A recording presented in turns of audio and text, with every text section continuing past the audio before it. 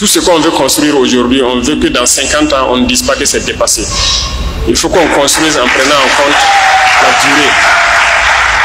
Voilà. C'est dans le même ordre d'idée, même l'autoroute Bobo-Ouaga, ce qui était prévu, c'est juste deux fois 2 voies.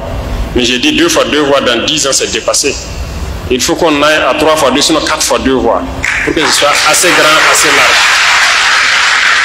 Donc tout ce que nous voulons faire dans ce sens-là, on est en train de réfléchir pour le faire dans la durée. Donc ça peut peut-être prendre un peu de temps, mais le ministère est à pied d'œuvre. Ils nous proposeront quelque chose incessamment dans le même ordre d'idée. Dans le cas de la formation de la jeunesse, je suis parfaitement d'accord, que ce soit la jeunesse, que ce soit les femmes, il faut qu'on se forme. Il faut qu'on se forme et s'employer. Parce que, quoi qu'on dise, l'État ne peut pas employer tout le monde. Ça, c'est impossible. Mais quand on prend le monde rural, nous essayons de faire des efforts à travers les initiatives. Je pense qu'aujourd'hui, tout le monde, beaucoup arrivent à s'en sortir en termes de labour, en termes de semences, en termes d'intrants. Les gens arrivent à s'en sortir. La preuve est que la région même a été excédentaire l'année passée en termes de production. On rend grâce à Dieu pour cela. Et je souhaite que cette année encore, vous allez au-delà de la production que vous avez pu faire l'année passée. Mais le besoin de formation est énorme parce qu'il faut que la jeunesse arrive à prendre soin d'elle-même, que les femmes arrivent à s'auto-employer. Voilà pourquoi nous avons réformé le système éducatif pour créer un ministère de l'enseignement secondaire et de la formation professionnelle. Nous voulons mettre l'accent sur cette formation professionnelle. La réalité, c'est quoi? C'est à travers ça qu'on pourra réellement créer de l'emploi. Sinon, je vous prends un exemple. L'opérateur économique, quand il parlait tout de suite, il a parlé de fils, de tissus et ainsi de suite. C'est une réalité. Nous, on produit le coton au Burkina et on exporte. On a fait ça depuis l'indépendance et puis on est heureux. On nous paye, on nous fixe un prix, les producteurs, là c'est ça, non? On vous dit, on paye à tel prix, vous produisez, on prend, on part, et voilà, on a pris quelques liasses et on est heureux. Non, ça c'est dangereux. On doit transformer. Et je pense qu'on a lancé un projet à Bobo dernièrement. Certes, c'est pour l'armée, Task Force, ça devrait ouvrir en mai, mais en milieu d'exécution, on a jugé nécessaire de faire une extension pour produire du tissu qui puisse servir aux autres tenues civiles, notamment les t-shirts, les jeans et tout ce qui va avec, et produire du fil. Ce qui fait que l'unité n'a pas encore ouvert, on les a donné encore un temps supplémentaire parce que l'usine est devenue beaucoup plus grande que ce que ça devrait être. Mais le matériel est là, ils sont en pleine construction. Mon dernier passage, je suis passé voir. Et ça ne serait pas la seule usine. Il faut qu'on arrive à l'implanter un peu partout pour transformer notre coton. Nous ne devons plus vendre notre coton, par exemple, brut. On doit le transformer sur place, soit en fil ou bien en autre chose, le coton médical et tout. Jusqu'aujourd'hui, vous partez dans nos pharmacies, le coton hydrophile, ou comme on appelle ça les médecins, les compresses et autres, vous payez, mais c'est du coton.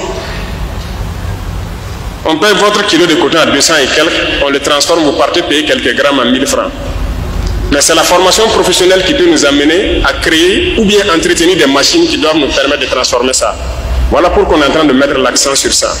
Et toute notre production d'ailleurs, production agricole, il faut qu'on forme nos mamans, nos sœurs à la transformation. Parce qu'aujourd'hui, elles essaient de le faire à petite échelle, mais il faut qu'on arrive à le faire à grande échelle. Sinon, tout ce qu'on exporte brut, et après on part payer encore le produit fini. Ce n'est que notre emploi qu'on exporte. On est concentré là-dessus parce que c'est un défi. Et il faut qu'on le réussisse. Aujourd'hui, j'aime prendre des exemples concrets. Je dis, bon, je prends par exemple Madame le gouverneur, quand vous rentrez le soir, vous avez un porte, peut-être quelque chose où vous accrochez votre tenue, c'est ça? Je parie que la plupart d'entre vous ont ça dans vos maisons. Mais vous partez payer où? C'est rare ceux qui font les porte-manteaux en bois par nos menuisiers. Les gens ont des piliers avec des petits bras, des porte-manteaux, comment on appelle ça? Où on enlève la bille, on accroche. Vous payez ça, les opérateurs économiques vont nous dire où ils partent payer ça. À Dubaï ou bien c'est en Chine, vous partez payer. Mais ce n'est qu'un métal avec quelques petites branches. On n'est pas capable de fabriquer ça ici. Vous comprenez un peu? La dernière fois, je disais au ministre, les tables-bancs des lycées. Vous voyez comment ça est? On prend un camion pour transporter des tables-bancs de Ouagadougou, de Manga, même vers un village. On met peut-être 40 tables-bancs dedans, c'est plein. Mais Est-ce qu'on ne peut pas réfléchir pour créer un tablement qui peut se plier et qui peut se déplier? Là, le camion transport plus, c'est plus facile même pour les élèves là-bas sur place et tout. Ils ont trouvé la formule, ils vont le vulgariser. Il y a beaucoup de choses que nous sommes en mesure de faire, mais je me dis tout ça, ce sont les effets de la colonisation. L'esprit a été quelque part bouché et on nous a dit qu'il faut consommer. Pourtant non, il faut créer. Et il faut que vous croyez en vous. Si on ne croit pas en nous-mêmes, on ne peut pas y arriver. Et c'est ça l'objet de notre communication permanente. Il faut que la jeunesse croie en elle. Il faut que tout un chacun de nous croie en lui-même. Et c'est possible. Aujourd'hui, nous sommes en train de piocher quelques talents un peu partout, des inventeurs et tout. Nous attendons de mettre en place, comme je l'ai dit la dernière fois, un centre qui sera comme un incubateur pour que tu fais la formation professionnelle, c'est vrai, mais on va faire la pratique. Et on doit créer beaucoup de choses nous-mêmes sur place. Il n'y a pas de raison qu'on aille payer tout dehors. On achète tout à l'extérieur. C'est de l'emploi qu'on est en train de donner à l'extérieur. Vous êtes d'accord avec moi? Rentrez chez vous, vous regardez, il y a beaucoup d'ustensiles, beaucoup d'articles à la maison. Vous vous demandez, mais pourquoi on ne peut pas fabriquer ici? Pourquoi on doit les payer dehors? C'est la même chose au niveau de l'armée, où j'ai dit, bon, moi je ne commande plus de véhicules blindés. C'est terminé. On fabrique. Soit on réussit, ou bien on réussit. Voilà. Et c'est ça qui est en cours actuellement. C'est terminé. Ce qu'on a commandé, qui est venu, c'est ça. Ce qui est en route, c'est ça. Mais c'est terminé, on ne commande plus. On va fabriquer sur place. Il ne faut pas avoir peur d'échouer. On peut faire, ça ne va pas marcher. On va modifier, on va faire, mais on va réussir. C'est ça aussi. Donc, il faut qu'on ait confiance en nous. Toutes les unités industrielles qu'on paye dehors, là, vous êtes en mesure de le faire. Vous partez souvent payer des unités industrielles, vous vous rendez compte que c'est juste un tapis avec un moteur électrique qui fait rouler quelque chose, monter des petites cubes. On peut le faire, on a des soudeurs capables de le faire. Mais on n'a pas souvent confiance en nous, ou bien nous sommes des consommateurs. On ne peut pas payer tout à l'extérieur. Non. Donc, la formation professionnelle, nous sommes en train de mettre l'accent dessus, organiser. Vous voyez qu'il y a beaucoup de centres même qui étaient morts qu'on est en train de réveiller. Et il y a le centre à Bobo, qui était carrément fermé depuis plus de 5 ans, 10 ans, je ne sais plus. On est en train de tout rénover. On va installer des laboratoires, des salles pratiques pour que les gens puissent fabriquer. Sinon, moindre chose, même vous roulez tous des motos ici.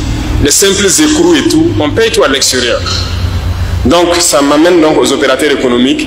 Alors, ils ont souhaité qu'on ait une zone industrielle à Manga. C'est une très bonne idée. On va voir le ministère même pour créer des zones industrielles dans toutes les régions. Parce que les industries ne vont pas se concentrer à Bobo ou Ouaga. Non, non, non. On va mettre des industries un peu partout. Parce que là, rien n'est fait d'abord. Hein. Il y aura tellement d'industries. Il faut qu'on fabrique, on crée ici. Et je vous invite donc à vous unir aussi pour créer des unités. J'ai dit à beaucoup de gens qui partent commander les cuirdents, les lotus, les quoi en Chine. Il dit, mais vous n'avez pas honte d'aller payer ça là-bas. Payez les machines, venez fabriquer ici. Mais ils sont en train de faire, ils ont presque fini. Et donc ceux qui partent payer les écrous, les pions, les trucs de moto là, comment on appelle, pièces détachées. Mais payez les machines, venez fabriquer ici. On en a, non? Il y a des techniciens qui sont en train d'être formés actuellement dans certains lycées techniques à manipuler ce genre de machines-là. Et donc, on doit pouvoir créer beaucoup de choses sur place. On ne peut pas continuer à aller payer à l'extérieur. Même le ministre de l'Agriculture, il n'est pas là. Je l'ai dit l'année passée, on a passé le marché d'un certain nombre d'articles le matériel agricole qu'on a remis. Mais j'ai dit 2026, quand on va remettre la quasi-totalité là, ça doit être fabriqué au Burkina. Et on est sur ça. Donc, lui, il travaille avec le ministre de l'Enseignement technique pour qu'il puisse sortir les jeunes talents des écoles et fabriquer. Donc, les centres de formation vont continuer à naître et on va continuer à former la jeunesse, à former nos mamans, nos soeurs, à la transformation, aux unités industrielles pour que notre pays puisse être industrialisé et qu'on transforme tout sur place.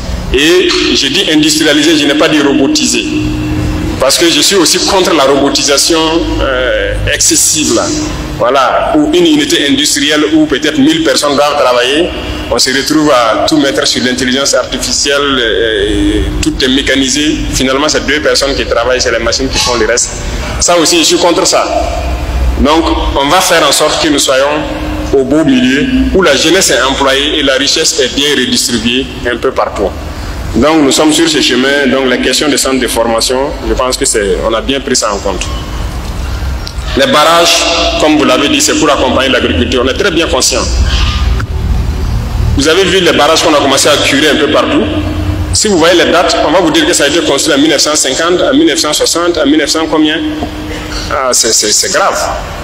Même le barrage à Pau, on m'a donné l'histoire du barrage à Pau, le barrage vaut presque 100 ans. Mais c'est terrible. Tout est bouché actuellement.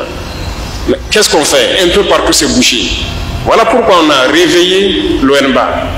On a créé l'ONBA et réveillé, on est en train d'équiper actuellement la Sonater pour pouvoir curer tous ces barrages qui existent, et refaire les digues et creuser de nouveaux barrages. Ils ont reçu les premiers équipements, ils ont commencé le travail, mais beaucoup d'autres équipements sont en route pour venir. Nous espérons que d'ici la fin de l'année 2025, ils soient vraiment à un certain niveau pour pouvoir agir un peu partout. Donc les barrages seront un peu creusés un peu partout pour que les gens puissent cultiver 2, 3, 4 fois même dans l'année s'ils le veulent. C'est la même chose que les forages profonds. Je pense que le ministère de l'Environnement est là, c'est ça? Vous avez lancé déjà la commande de foreuses. Voilà, ils ont lancé la commande de foreuses et nous espérons aussi avoir ça avant la fin de l'année. On veut faire des forages, aller au-delà de ce que vous connaissez, c'est-à-dire ne pas rester dans les 100 mètres, 150 mètres. On veut forer jusqu'à 1000 mètres au moins, avoir des vraies sources d'eau pour que vous puissiez faire de l'agriculture, de l'élevage, tout ce que vous voulez, en tout cas de l'eau pérenne. Et ça, c'est en cours. Actuellement, des forages sont en cours, mais on a dû faire venir des entreprises d'ailleurs pour le faire, mais nous voulons payer nos forages et le faire nous-mêmes ici au Burkina, et c'est en cours aussi.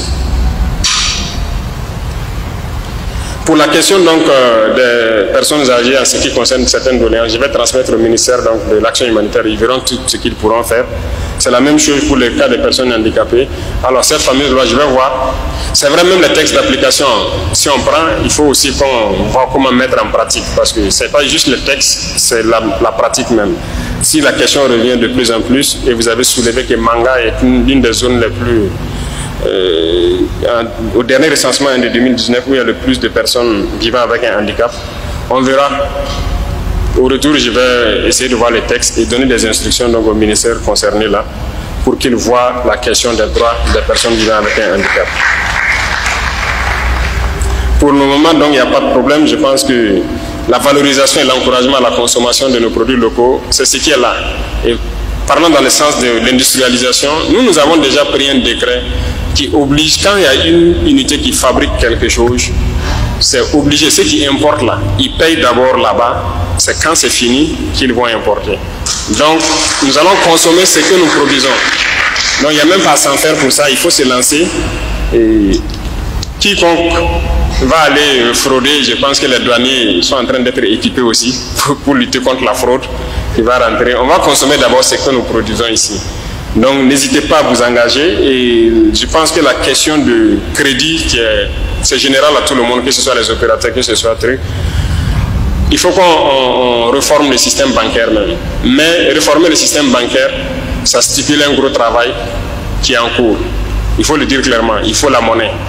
Sinon, notre système bancaire est arrimé à un système... Les banques au Burkina ne décident pas du taux en tant que tel. Parce qu'eux aussi, ils prennent les prêts à un taux donné. Donc, ils sont obligés d'ajouter un peu ici. Et le prêt, c'est à la BCAO. Et BCAO, ce n'est pas pour nous. Vous êtes d'accord avec moi, non?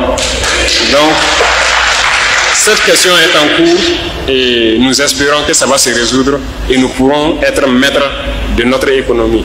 Voilà que ça freine tout. À cause des taux de prêt en banque, quelqu'un a une idée pour créer une entreprise, mais quand il part, il voit le prêt même, c'est difficile. Question de garantie, c'est difficile. Mais parce qu'on ne maîtrise pas notre système monétaire, notre système bancaire. Donc ça, on ne peut pas se développer comme ça, c'est pas possible. Ça freine tout. Donc quand on sera maître de notre monnaie, on va fixer un taux, il y aura une commission bancaire qui va gérer les taux de crédit et tout. Il y a des pays où le crédit c'est 1%, 2%. Hein. Ils arrivent à partir la plupart du temps. C'est comme ça, non? Mais pourquoi ici c'est comme ça? Il faut vous poser la question. Donc, on est bien conscient, le travail avance et suivez seulement.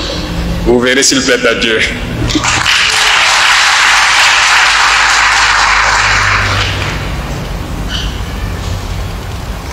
Pour le cas de la dette intérieure, je pense qu'il y a des efforts qui sont en train d'être faits au monde économique. Il y avait vraiment de très vieilles dettes intérieures. Je pense que beaucoup peuvent témoigner. Il y a des dettes de 3, 4 ans même qui existaient. Alors, en début d'année, quand j'étais à Zignaré, après ça, j'ai instruit de payer toutes les dettes jusqu'à la fin d'année 2023. Tout ça, ça a été payé. Et pour les années 2024, j'ai dit de payer les dettes jusqu'à 500 millions. Donc ça, c'est en cours. Et les grosses dettes, on est en train de voir ça cas par cas maintenant. Donc les gros opérateurs, on s'est dit que vous pouvez supporter un peu. On va soulager les plus... voilà, les petits opérateurs d'abord. Mais ça sera payé. Donc tout ça, ça fait partie du truc économique. Hein. Il faut qu'on jauge beaucoup de choses pour ne pas se retrouver dans une situation aussi compliquée. Donc j'ai déjà parlé de la zone industrielle. On va voir pour essayer de voir dans chaque région, créer une zone industrielle. Et ce que je vous demande, c'est vraiment de vous unir. Il y a des possibilités que plusieurs opérateurs s'unissent, créent une entreprise, chacun avec ses parts, et ça permet aux jeunes de s'employer. Je vous encourage à vous unir et à créer des unités industrielles. L'État va vous accompagner autant qu'on peut. Et les zones industrielles, je prends l'engagement, on va créer ça dans chaque région, parce que chaque région a sa spécificité qu'on peut exploiter. Et on n'a pas besoin de venir forcément à Ouagadougou ou à Bobo pour créer. Donc j'ai pris ça, j'ai pris note, et ça va avec la question d'énergie. Donc souvent aussi c'est parce que c'est à Bobo et à Ouagadougou qu'il y a l'énergie, dans les régions il n'y a pas d'énergie. On est là-dessus. On est dans un projet de créer beaucoup de centrales pour même rendre certaines villes autonomes. Et le truc, ça prend souvent un peu de temps de payer les groupes électrogènes et de les faire venir. Le projet d'électricité, ça peut souvent atteindre 2 ans, sinon même plus. Mais on est là-dessus, et une fois que l'électricité est résolue, vous pouvez installer tout type de machines ici et ça va marcher. Donc, on va marcher ensemble pour développer et permettre aux jeunes de pouvoir travailler dans vos unités industrielles également.